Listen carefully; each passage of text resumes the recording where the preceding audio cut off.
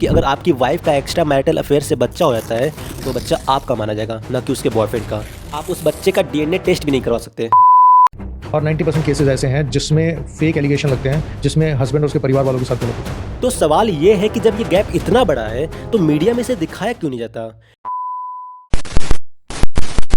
कहते हैं हमारे इंडिया में शादी दो लोगों के बीच नहीं बल्कि दो परिवारों के बीच होता है, और उस विवाह के साक्षी बस वो दो परिवार नहीं बल्कि पूरे समाज के साथ साथ भगवान भी होते हैं।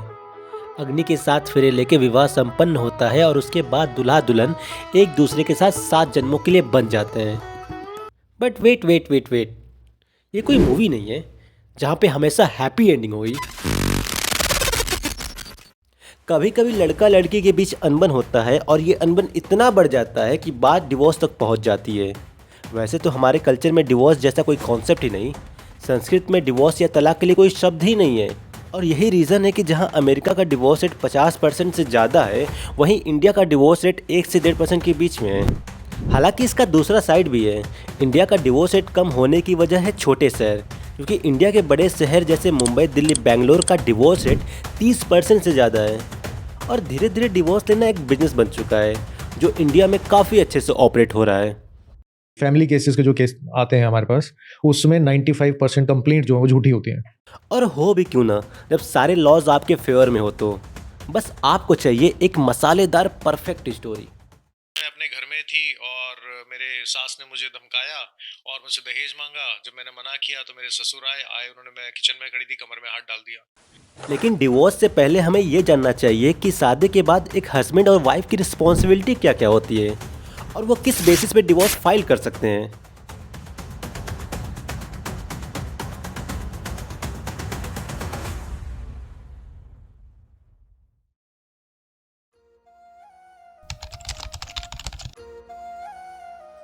मान लीजिए कि आपकी खूबसूरत महिला मित्र से आपकी शादी हो गई, तो शादी के बाद इंडियन लॉ के अकॉर्डिंग एज ए हस्बैंड आपकी बहुत सारी रिस्पॉन्सिबिलिटी होगी, जिसमें पहला है कि आपको अपनी वाइफ को मेंटेन करना, मतलब उसको फाइनेंशियली सपोर्ट करना और उसकी हर बेसिक नीड्स को पूरी करना, जैसे रोटी, कपड़ा और मकान।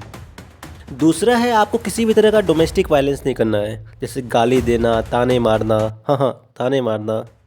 और तीसरा है आपको किसी भी तरह का फिजिकल वायलेंस नहीं करना है। ये 3 मोटे मोटे मेन रिस्पॉन्सिबिलिटी है जो एज ए हस्बैंड आपको निभानी ही निभानी है। अगर आप नहीं निभाते हो तो मैरिज एक्ट 1955 आईपीसी 13 के अंदर क्रूएल्टी के बेसिस पे वो आपसे डिवोर्स ले सकती है, जो कि सही भी है। एज ए हस्बैंड आपको अपनी रिस्पॉन्सिबिलिटी निभानी चाहिए।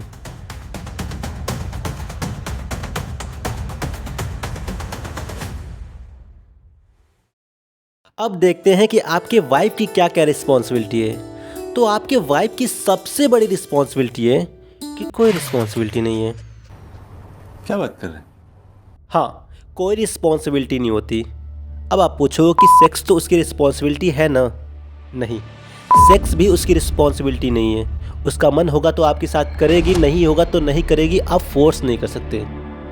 खाना बनाना ये तो उसकी रिस्पॉन्सिबिलिटी होगी?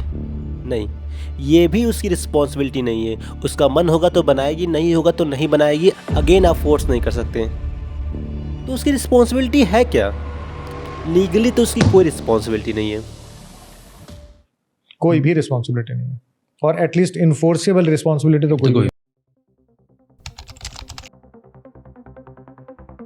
एक शब्द है एडल्ट्री, जिसका मतलब होता है कि एक शादीशुदा कपल अपने पार्टनर को छोड़कर किसी और के साथ सेक्सुअल रिलेशनशिप बनाता है तो वो एडल्ट्री के अंदर आता है।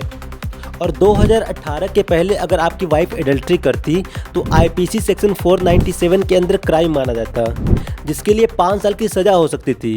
आपकी वाइफ को नहीं, जिस पर्सन के साथ वो एडल्ट्री कर रही है, आपकी वाइफ को कोई सज़ा नहीं होगी। लेकिन 2018 में सुप्रीम कोर्ट ने इस सेक्शन 497 को अनकॉन्स्टिट्यूशनल घोषित कर दिया। मतलब अब आपकी वाइफ एडल्ट्री कर सकती है और आप कुछ नहीं कर सकते, न अपने वाइफ के खिलाफ, जो कि आप पहले भी कुछ नहीं कर सकते थे, न उस पर्सन के खिलाफ जिसके साथ वो एडल्ट्री कर रही है। अगर आप कोर्ट को बताते हो कि आपकी वाइफ का एक्स्ट्रा मैरिटल अफेयर है और आपके साथ डोमेस्टिक वायलेंस हुआ है, तो कोर्ट बोलेगा डोमेस्टिक वायलेंस को तो मार गोली, दिस इज रियलिटी, तू डाइवोर्स ले घर जा। अब जेंडर चेंज करते हैं और देखते हैं कि अगर पति का घर के बाहर चक्कर हो, वो किसी पराई स्त्री के साथ सेक्सुअल रिलेशनशिप में हो, वो एडल्ट्री कर रहा हो, तो उस केस में क्या होगा। तो it amounts to cruelty, it amounts to domestic violence, he will pay. Correct, वो आता है डोमेस्टिक वायलेंस के अंदर, और इस ग्राउंड पे आपकी वाइफ आपसे डिवोर्स ले सकती है और मेंटेनेंस क्लेम कर सकती है।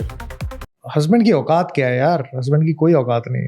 चीज़ें थोड़ी और इंटरेस्टिंग हो जाती है कि अगर आपकी वाइफ का एक्स्ट्रा मैरिटल अफेयर से बच्चा हो जाता है तो बच्चा आपका माना जाएगा, ना कि उसके बॉयफ्रेंड का।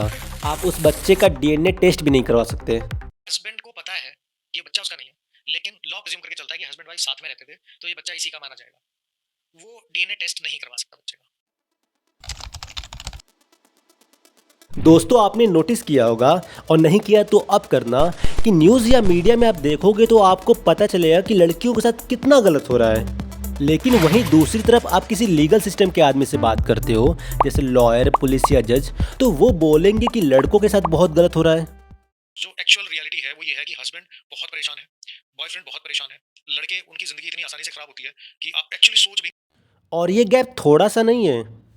10% केस होंगे जिसमें लड़कियों के साथ एक्चुअली में गलत होता है, और 90% केसेस ऐसे हैं जिसमें फेक एलिगेशन लगते हैं, जिसमें हस्बैंड और उसके परिवार वालों के साथ गलत होता है। तो सवाल ये है कि जब ये गैप इतना बड़ा है तो मीडिया में इसे दिखाया क्यों नहीं जाता कि लड़कों के साथ गलत हो रहा है, उन पे फेक रेप केसेस लग रहे हैं, उन पे फेक डाउरी केसेस लग रहे हैं। तो इसका सबसे बड़ा रीज़न है कि मीडिया में इसे दिखाया नहीं जाता, इस पे कोई बात नहीं करता, क्योंकि हर साल वुमेन एम्पावरमेंट के लिए गवर्नमेंट पैसे खर्च करती है। जैसे 2023-24 में गवर्नमेंट ने 3 लाख करोड़ रुपए पास किए थे वुमेन एम्पावरमेंट के नाम पे। Around 3 lakh crore rupees, which is $36 billion. This money, $36 billion, will be spent on women empowerment. अब इतने सारे पैसों को 2 तरीके से खर्च किए जाते हैं। पहला, एक्चुअल एम्पावरमेंट में, जैसे education, reservation and other benefits, और दूसरा इस एम्पावरमेंट को मीडिया में प्रचार करने के लिए, वरना दिखाएंगे नहीं तो वोट कैसे मिलेगा।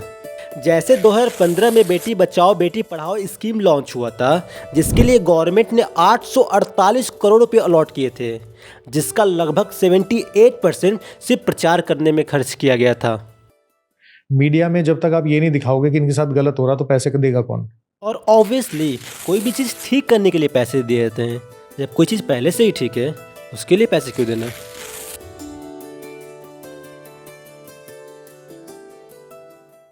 अगर आप यहाँ तक आए हो तो मैं बस 2 चीज़ों के लिए रिक्वेस्ट करता हूँ। पहला, सब्सक्राइब द चैनल ताकि अगली वीडियो का नोटिफिकेशन आपको मिले, और दूसरा, कमेंट #main2 ताकि मुझे पता चले कि आप यहाँ तक आए। And I will see you next video. Thank you.